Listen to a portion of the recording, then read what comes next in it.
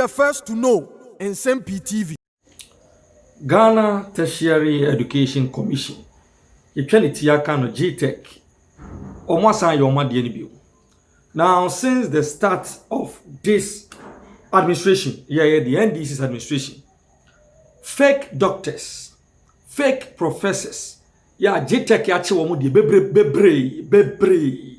bebre. Rashid Tanko na aka ho ya hunu say titles no ma fefa to mo so keke ba say entrance nsuamoma de ensanka title de omo mpe na kitikiti say kra.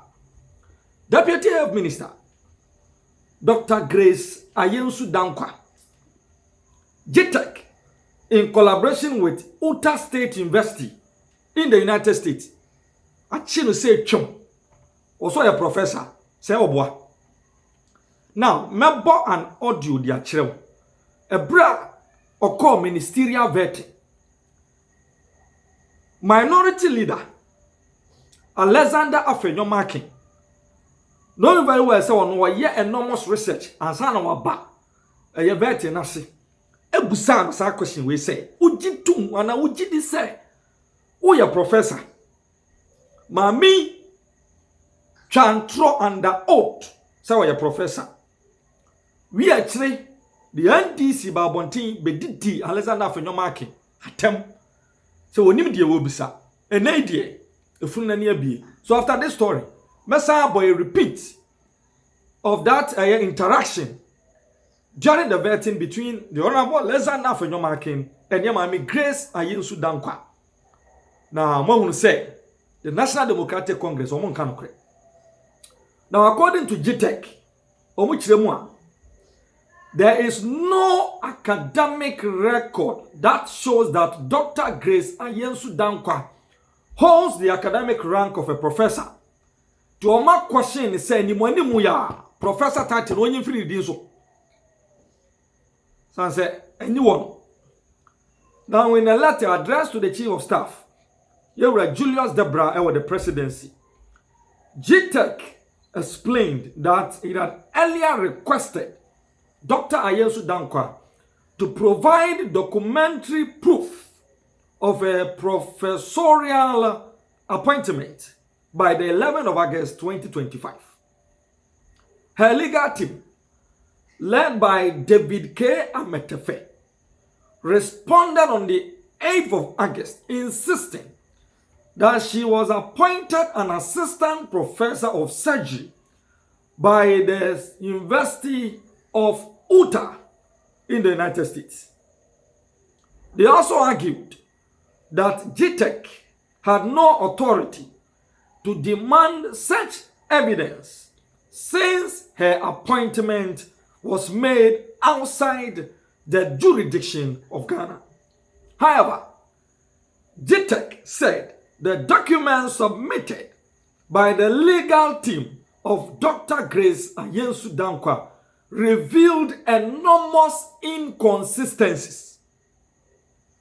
GTEC further wrote to the University of Utah to ascertain the truth in those documents. Interestingly, a letter from the University of Utah signed by Professor W. Bradford Rockwell, Vice Chair for Academic Affairs in the Department of Surgery, confirmed that Dr. Grace Ayensu Dankwa was appointed as an adjunct assistant professor, not assistant professor, as she claimed during the ministerial vetting and as claimed by her solicitors. And until Dr. Grace Ayensu Dankwa, the documents that were submitted our ministerial vetting committee was the teacher or a professor. And what you say, University of Utah, a Department of Surgery, and a year assistant professor.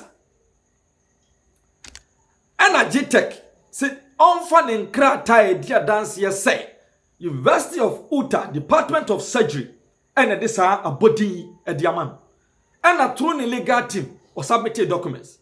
GTEC so more documents in inconsistencies be. To omo respond through the legal team so omo ntinu amase. Legal team no catch the GTEC say omo GTEC ne kura no omo ni jurisdiction. So omo bebusa sa asem no because the awarding of the professorial appointment no ekoso ewo US abrochimemu enya in the jurisdiction of GTEC because GTEC jo Ghana na GTEC so mati and GTEC efa chire krata de course University of Utah ho say and obi a wo beso mo man ye Dr. Grace Danko eka na say na mo records tie nya mianim no kura ni University of Utah for no reply GTEC ye nipa reply no Professor W. Bradford Rockwell we vice chair academic affairs Department of Surgery. Papa no reply no kire say enya no credit biara da say omumma Dr. Grace Ayensu Danko abodi nso omaye assistant professor. Na omumma bodi omode man no oboso omaye adjunct assistant professor.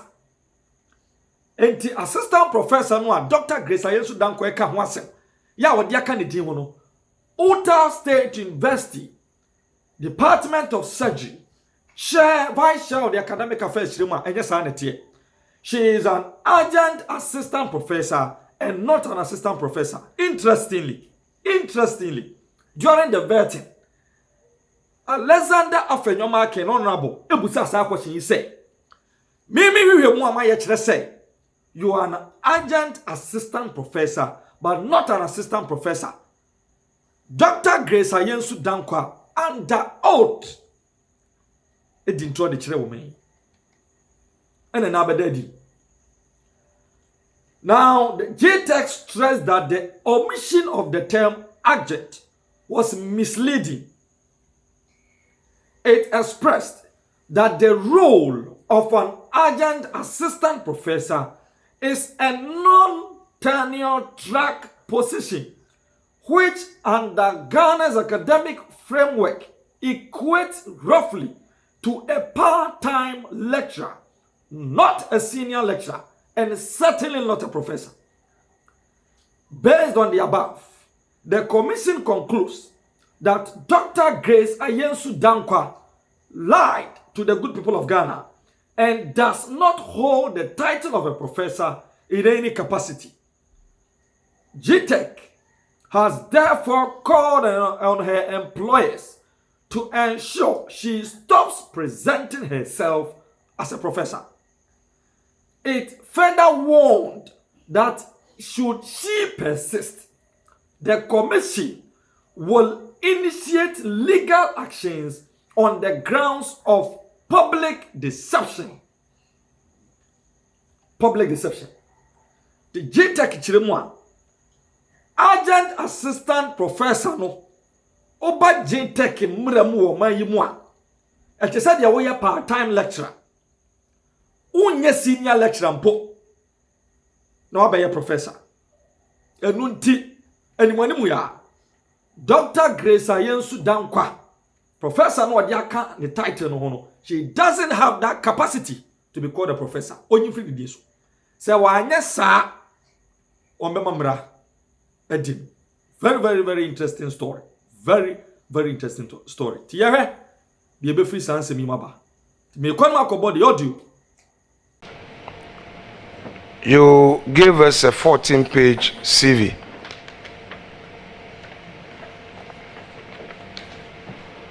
I claim your attention. You ready? You ready? Wide-eyed and bushy-tailed.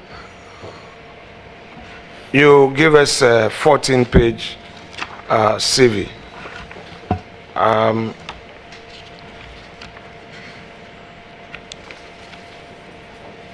You sign against each page to confirm that this is coming from you. Clarify for me,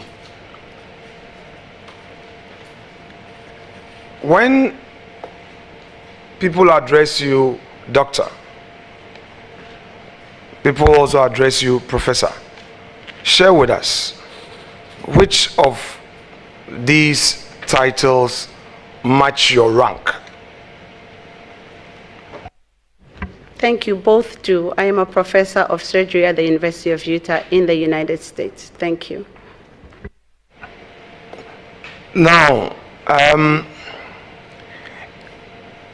there may be jurisdictional interpretations, so I would want you to have this opportunity to clarify for the general public to understand and appreciate where you're coming from. In Ghana, for instance, in the academia, someone may just have his PhD and lectures at the university, but will not be called a professor. You would have to do some publications, then you become an Prof, and then from there you become a full professor.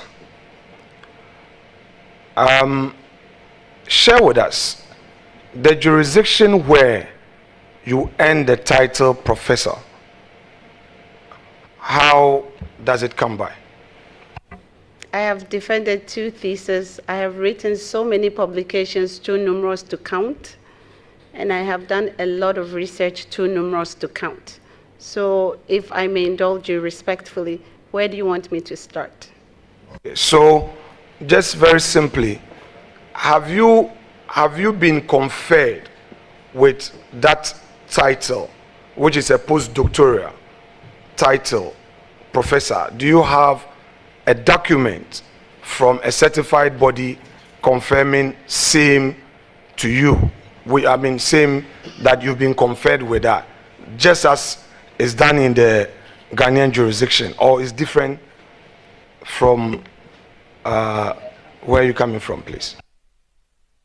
Thank you, Mr. Chair. The American system is completely different from the Ghana system. I am a professor of surgery. I have been teaching surgery for at least the last 15 years. Surgery is a skill. So we teach in the theater. We don't teach only in the classroom. As we're doing classroom work, we are also doing teaching in the theater. I am a full professor of surgery at the University of Utah and a professor of global surgery. Thank you. So that's a very fair explanation, but I want to know from you, so how then does the person earn it? At what point do you then hold the title?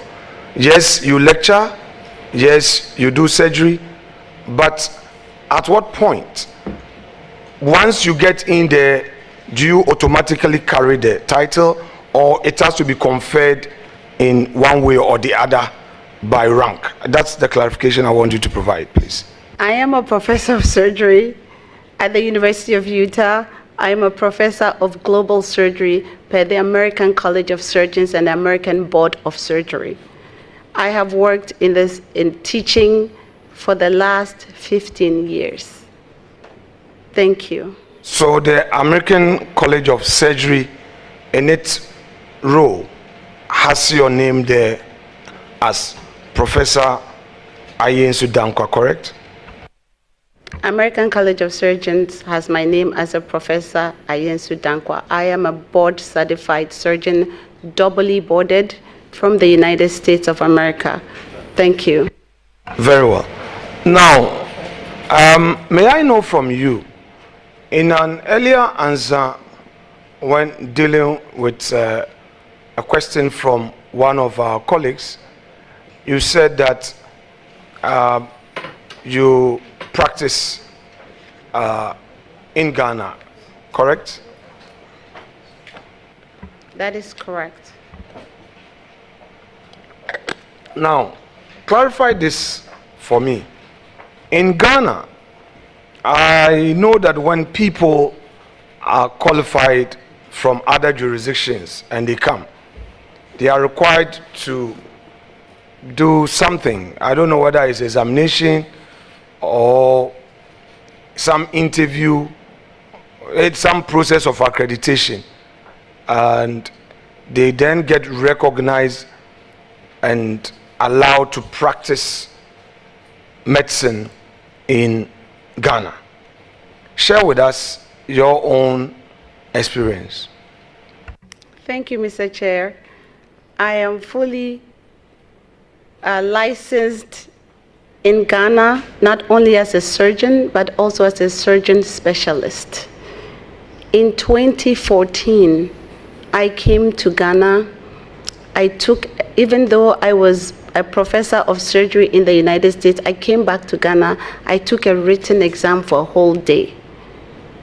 The next day, I sat in front of 3 surgeons in Kolebu, and I did an oral exam. After the oral exam, I spent another full day doing an ethics class.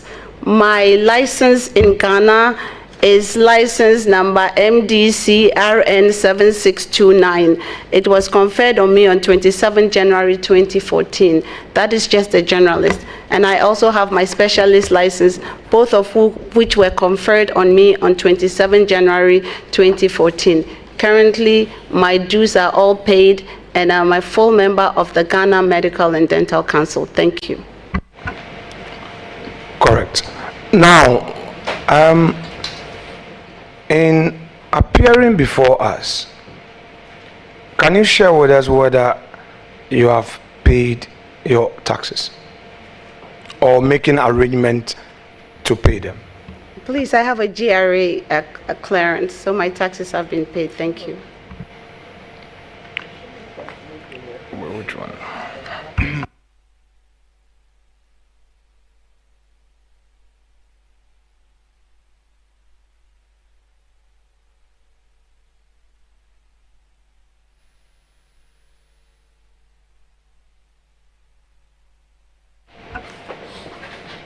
Honorable nominee, in Ghana, how many companies have you registered in your name? Or how many companies are you a director of? I don't recall the exact amount, but most of them are charity organizations. I believe I'm a part of Healing Hands organization, which is a charity organization. I'm also a part of Esikadu Ketan Food Bank, which is also a charity organization that gives out free food, uncooked food to the poor and the needy. Healing Hands organization, we bring surgeons from outside the country to do free surgical care. We provide free medical equipment to people who need it, especially the disabled. And we also go to hospitals and we do teaching. Specifically for me, I teach people in rural areas how to do surgery. Basically the physician assistants as well as the doctors. I have been to several regions in the country to do my free work. I've been to the Volta region. Honorable member. Honorable member. I've been to Eastern region. Bear with me. Hold on a second. You want to hear my answer? Please hold on a second. You see, you remember Vice Chair on 2 occasions entreated you to be brief. The question was on companies. For me, once you answer that you are a director of a company limited by guarantee, we stay there. That was for 30 seconds so that we can make some progress. You get my point? Loud and clear. Very well. So that, because the nananum behind you want to go, so we don't keep them here. Yeah. Now, you've said that companies limited by guarantees. What about limited liability company, profit-making establishment? Are you a director of any profit-making enterprise in Ghana? I believe I'm a director of Sage Medical Center that is profit-making, but I personally don't get any remuneration from there. And then finally, I believe as of last month, one of my partners registered for the Gold Board, the company, but we haven't started business yet. Forgive me, you have a different accent from. I'm trying to understand it. Say, repeat the last I said I believe that recently one of my partners registered a gold board company, but we haven't started any business yet. Okay, so clarify the Sage. Let's stay a bit on Sage. You said you are a partner there. It's a profit-making company, correct?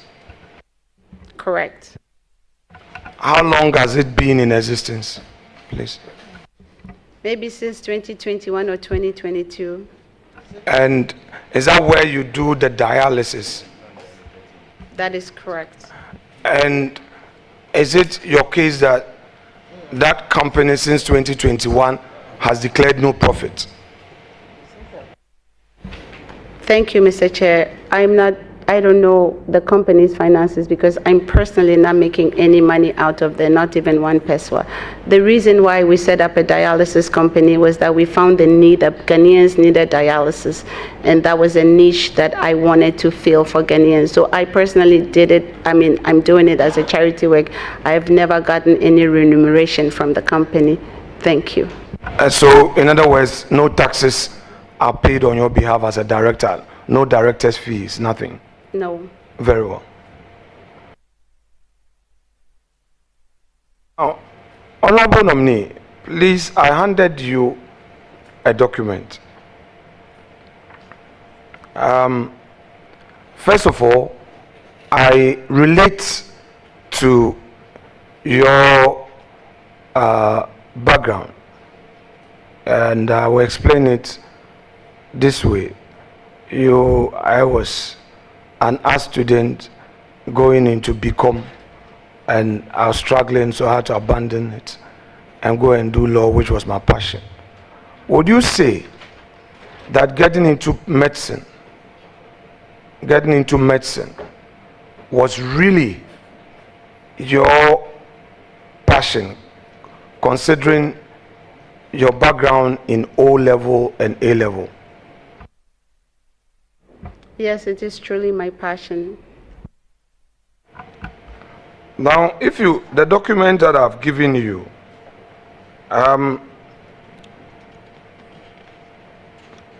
look at page 2.